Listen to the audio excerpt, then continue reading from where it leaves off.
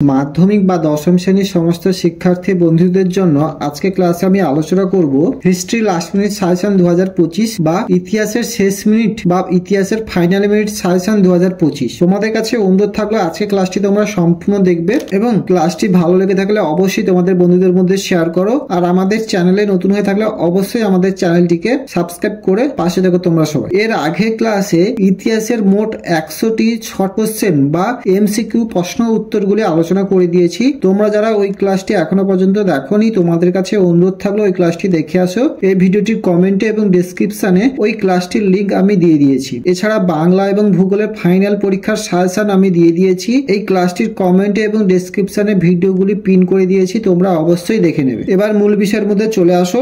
সংক্ষিপ্ত ব্যাখ্যামূলক প্রশ্ন মান 2। 1. সামাজিক ইতিহাস কি? অথবা প্রশ্নটি একটু ঘুরে আসতে পারে, নতুন সামাজিক ইতিহাস বলতে কি বোঝো? 2. স্থানীয় ইতিহাস চর্চা বলতে কি বোঝো? 3. সরকারি নথিপত্র বলতে কি বোঝো? 4. ইতিহাসের উপাদান রূপে সংবাদপত্রের গুরুত্ব কি? 5. টিকা লেখো মেকলেমিনিট। 6. ডেভিড হেয়ার স্মরণীয় কেন? 7. উডের ডিসপ্যাচ কি? 8. কাদম্বিনী গঙ্গোপাধ্যায় স্মরণীয় কেন? 9. ডিরোজিও বিখ্যাত কেন? 10. বারাসাত বিদ্রোহ কি? 11. নীল বিদ্রোহে খ্রিস্টান মিশনারিদের ভূমিকা কিরূপ ছিল? 12. 1857 খ্রিস্টাব্দের বিদ্রোহে ব্যর্থতার দুটি কারণ উল্লেখ করো। 13. 19 শতকের দ্বিতীয়ার্ধকে সভা সমিতির যুগ বলা হয় কেন? 14. ভারত সভা প্রতিষ্ঠার দুটি উদ্দেশ্য লেখো। 15. হিন্দু মেলার দুটি উদ্দেশ্য লেখো। 16. 19 শতকে জাতীয়তাবাদের উন্মেষে আনন্দমঠ উপন্যাসটি কিরূপ অবদান ছিল?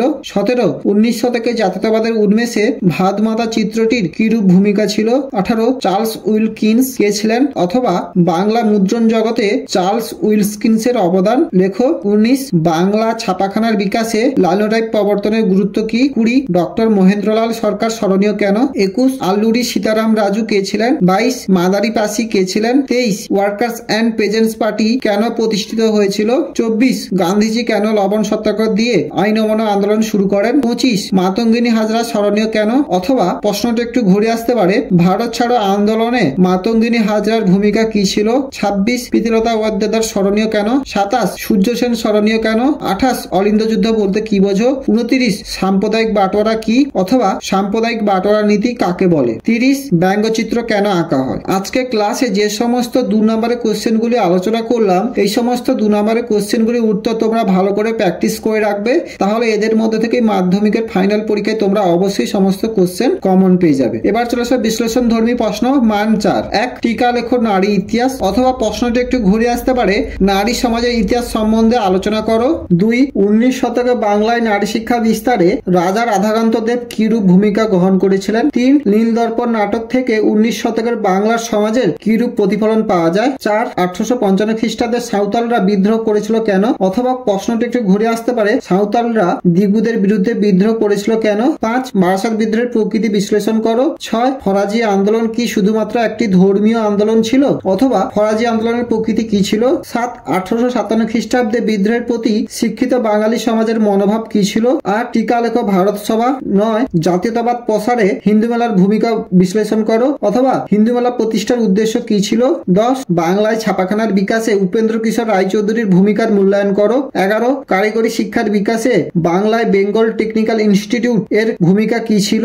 অথবা বেঙ্গল টেকনিক্যাল ইনস্টিটিউট সম্পর্কে সংক্ষেপে আলোচনা করো। 12. বাংলায় ছাপাখানার বিকাশে গঙ্গা কিশোর ভট্টাচার্যের ভূমিকা কি ছিল? 13. টিকা লেখো ডান্ডি অভিযান। 14. টিকা লেখো সর্বভারতীয় কিষাণ সভা। 15. চট্টগ্রাম অস্ত্রাগার অভিযানের সংক্ষিপ্ত বিবরণ দাও। 16. স্বাধীনতা লাভের পর ভারতীয় রাজ্যগুলিকে ভাষার ভিত্তিতে পুনর্গঠনের জন্য কি কি প্রচেষ্টা হয়েছিল?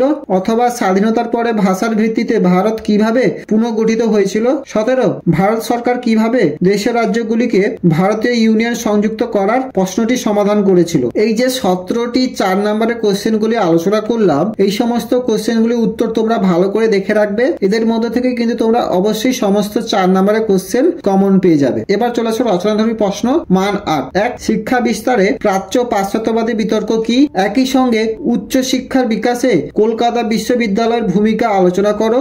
2. 19 শতকের বাংলায় পাশ্চাত্য শিক্ষা বিস্তারে রাজা রামমোহন রায়ের ভূমিকা মূল্যায়ন করো। 3. বাংলার নবজাগরণ বলতে কি বোঝো? একই সঙ্গে এই নবজাগরণের সীমাবদ্ধতাগুলি কি ছিল? 4. সংক্ষেপে 1857 খ্রিস্টাব্দে বিদ্রোহের চরিত্র বিশ্লেষণ করো। অথবা 1857 খ্রিস্টাব্দে বিদ্রোহের চরিত্র প্রকৃতি বিশ্লেষণ করো। 5. রবীন্দ্রনাথ ঠাকুরের শিক্ষা চিন্তা ও শান্তিনিকেতন ভাবনার সংক্ষিপ্ত পরিচয় দাও। অথবা মানুষ প্রকৃতি ও শিক্ষার সমন্বয় বিষয়ে রবীন্দ্রনাথের চিন্তার সংক্ষিপ্ত পরিচয় দাও। 6 অসহযোগ আন্দোলন ও আইন অমান্য আন্দোলনের ফলে শ্রমিক আন্দোলনের বিস্তার ও বৈশিষ্ট্য আলোচনা করো। 7 বঙ্গভঙ্গ বিরোধী আন্দোলনে নারী সমাজ কিভাবে অংশগ্রহণ করেছিল, তাদের আন্দোলনের সীমাবদ্ধতা কি। এই যে 7টি রচনাধর্মী প্রশ্ন আলোচনা করলাম, এই সমস্ত প্রশ্নগুলি তোমরা ভালো করে দেখে রাখবে। এদের মধ্যে থেকে কিন্তু তোমরা মাধ্যমিকের ফাইনাল পরীক্ষায় অবশ্যই সমস্ত লং কোশ্চেন কমন পেয়ে যাবে। আজকে ক্লাসে ইতিহাসে 2 নাম্বার 4 নাম্বার এবং লং কোশ্চেন 8 নাম্বারের কোশ্চেনগুলি আলোচনা করে দিলাম। এই সমস্ত কোশ্চেনগুলির উত্তর তোমরা ভালো করে মুখস্থ করে রাখবে, তাহলে এদের মধ্যে থেকে কিন্তু তোমরা সমস্ত কোশ্চেন মাধ্যমিকের ফাইনাল পরীক্ষায় অবশ্যই কমন পেয়ে যাবে। আজকে ক্লাসটি এখানেই শেষ করলাম। ক্লাসটি কেমন লাগলো অবশ্যই একটি লাইক এবং কমেন্ট করে জানিও। আর ক্লাসটি যদি ভালো লেগে থাকে অবশ্যই তোমাদের বন্ধুদের মধ্যে শেয়ার করো। আর আমাদের চ্যানেলে নতুন হয়ে থাকলে অবশ্যই আমাদের চ্যানেলটিকে সাবস্ক্রাইব করে পাশে দেখো তোমরা সবাই।